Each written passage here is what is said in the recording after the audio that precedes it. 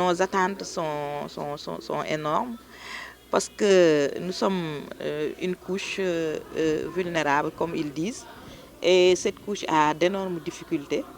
Et on sait qu'on ne peut rien gagner sans une bonne communication. On ne peut rien gagner sans être outillé en plaidoyer. Donc, pour vraiment pouvoir faire partager nos mots avec nos concitoyens, avec la population, on a droit ou bien on a besoin d'une bonne communication et d'être bien outillé en plaidoyer pour faire passer nos messages. Oui, il y a des acquis quand même, vraiment, il y a des acquis, mais on a toujours besoin de plus. Et ce plus-là, d'abord, c'est par rapport à l'éducation de nos enfants, des enfants en situation de handicap, surtout qu'il y ait une inclusion pour tous les enfants, parce que c'est un droit universel. On a vu que dans nos régions, parce que c'est un atelier national, peut-être c'est Saint-Louis qui a accueilli, mais il y a toute la communauté des personnes handicapées, surtout des femmes handicapées qui sont là, dans toutes les régions sont représentées. Donc dans les régions, l'éducation inclusive n'est pas fameuse. On voit que, par exemple, les malvoyants, les enfants malvoyants n'ont pas de chance d'aller à l'école. Les malentendants non plus ne vont pas à l'école. Donc, on aura à faire des plaidoyers, et même avec les handicapés moteurs, l'accessibilité physique des établissements aussi pose problème. Donc, on aura à parler on a des problèmes avec l'éducation, on a des problèmes par rapport à la santé, la prise en charge médicale, on a des problèmes par rapport à l'employabilité, à l'emploi. On sait que l'emploi est un problème national, mais c'est encore plus criard au niveau des personnes en situation de handicap. Donc, on a des diplômés, des jeunes qui ont pu, malgré toutes les difficultés, surmonter ces obstacles pour être diplômés. Et malheureusement, après, ils n'ont pas de travail. Donc là aussi, c'est des thèmes de plaidoyer. Mais aussi, on fait des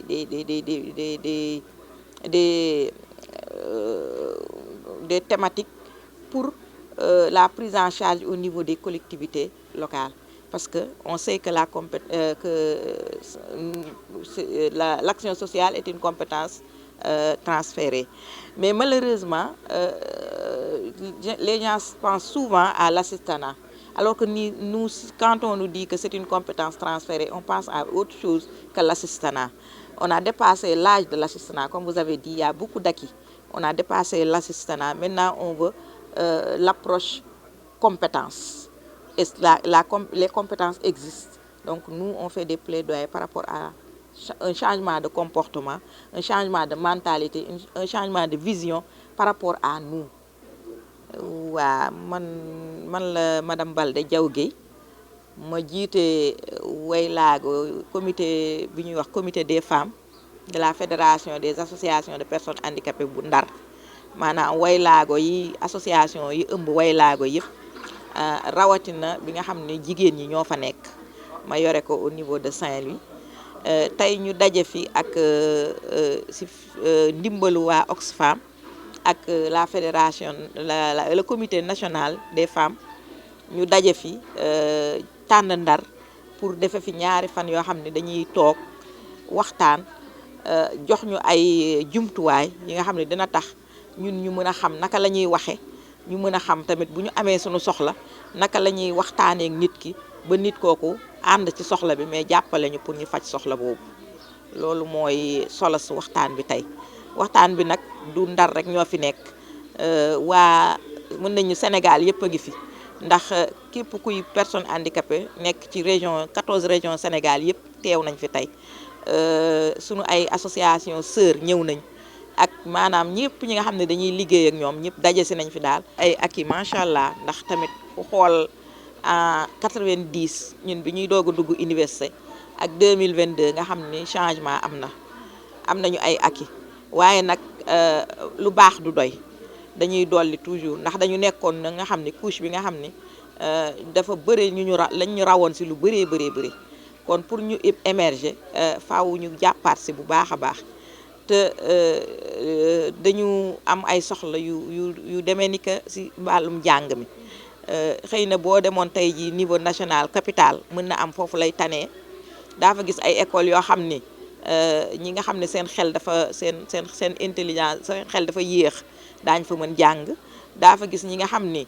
ay ñu dul dégg lañ daañu am fu ñu jànge daa gis foofu tamit ñi nga xam ni seen ay silmaxa lañu par exemple Thiès boo demee da ngay gis ñuy jàng alors que boo demee ci région yi loolu amu fi benn région ñoo commencé am timidement ay classe pilote kon loolu dafa nekk suñu soxla ndax xam nañ ni ku jàngul rek ëllëg doo mën a ni yaa ngi tekki dara kon loolu nekk na suñu soxla yi nga xam ne bokk na si yi ñuy jooy mais tamit soxla yeneen yi bokk na ci prise en charge médicale bëri nañu ay problème ci affaire appareillage ndax tamit boo ñëwee tey ci handicapé moteur bu amul li muy doxe amul appareil loolu mooy rek day toog ci kër ga donc am nañ ci ay jafe-jafe am nañu ay jafe-jafe ci wérgu yaram d'une manière générale surtout jigéen ñi seen accouchement ak ñoom seen am nañu ay jafe-jafe ci employabilité xam nga boo waxee mbirum liggéey dañ naan non loolu feebaru àddina bi yëpp la feebaru Sénégal yëpp la mais feebar boobu nag nañu xam ni gën na metti gën na tar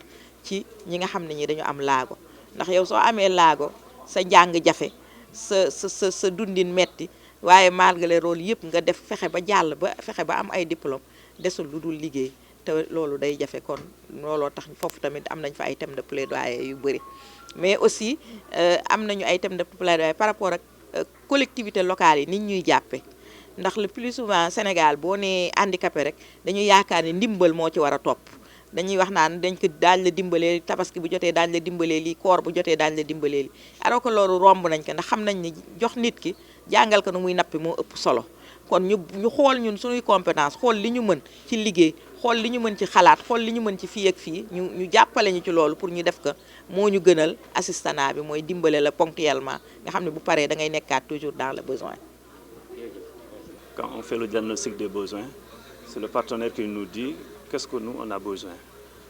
Une fois qu'ils ont fait le diagnostic des besoins, on fait un plan de renforcement de capacité. Donc aujourd'hui on est à Saint-Louis pour finaliser la 3e initiative du comité des femmes.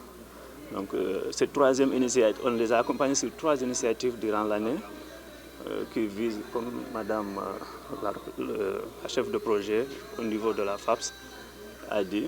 Donc on les a formés d'abord sur la loi d'orientation, on les a formés aussi sur le leadership transformateur. Et aujourd'hui on est là à Saint-Louis pour vulgariser, pour faire la communication et le plaidoyer. Donc on les dote des volontaires qui viennent renforcer leurs compétences que Oxfam Québec paye, que mettent à la disposition des organisations qui sont là au Sénégal. Et ensuite on les a donné une volontaire en leadership transformateur, on les a donné une volontaire en développement organisationnel, on les a doté une autre volontaire qui va arriver bientôt en communication et plaidoyer, plus une volontaire en justice de genre. Donc le but de ce programme vraiment c'est d'aider, d'essayer de contribuer avec les partenaires à renforcer les compétences dans différents domaines d'action. Voilà. Donc c'est Oxfam Sénégal qui met en œuvre ce projet au niveau du Sénégal. Le programme c'est 2020-2027. Nous supposons avec une possibilité de renouveler encore. Parce que ça a commencé depuis, c'est la 2e phase du PCV, de 2020 à 2027. Le programme PCV, le programme de coopération volontaire canadien. Donc nous, Oxfam Canada, Oxfam Québec, moi collaboré avec Oxfam Sénégal. Mais c'est Oxfam Sénégal, nous avons un programme sur le terrain avec une association de femmes, de jeunes. Donc, au Sénégal, 7 partenaires là, nous avons pour le moment. Nous avons renforcé ses compétences sur différents domaines. Donc, le partenaire doit définir le domaine que nous voulons renforcer. Nous, après, nous dotons des fonds, nous dotons des personnes aussi qualifiées. Nous avons pendant 1 an ou quelquefois pendant 6 mois selon besoin organisation. Donc, nous avons fait depuis 2020, le programme 2027. Là. Donc, c'est notre 2e année. def nañu planification pour 3e année bi tamit donc aujourd'hui ñu ngi Saint-Louis pour finaliser suñu 3e initiative avec le comité sénégalais et avec la fédération des associations des personnes handicapées à Saint-Louis. Donc ñun suñu programme bi vraiment c'est un programme qui veut inclusif, qui ne laisse personne et qui veut aussi être durable et innovant parce que chaque activité, chaque initiative innovante ñun dañuy dem uti fonds yi ñu ñëw dimbale leen ñu financer fonds bi kii bi initiative bi ba pare en même temps ñu doter leen une personne qualifiée mu ñëw accompagner leen ba programme ba initiative bi jeex après ñu évaluer ko ñu dem encore ci beneen association de jeunes. C'est comme ça que Oxfam fait. C'est vraiment pour contribuer à combattre la pauvreté au Sénégal. Et ñu ngi ci 11 pays d'Afrique. Et le Sénégal fait partie aussi. 50% de la programmation, c'est en Afrique subsaharienne. Donc, depuis 2020, Oxfam Sénégal commence un programme. Jusqu'en 2027, nous sommes appuyés par le ministère des Affaires mondiales Canada, AMC. Voilà, je vous remercie vraiment. C'est une équipe. Merci.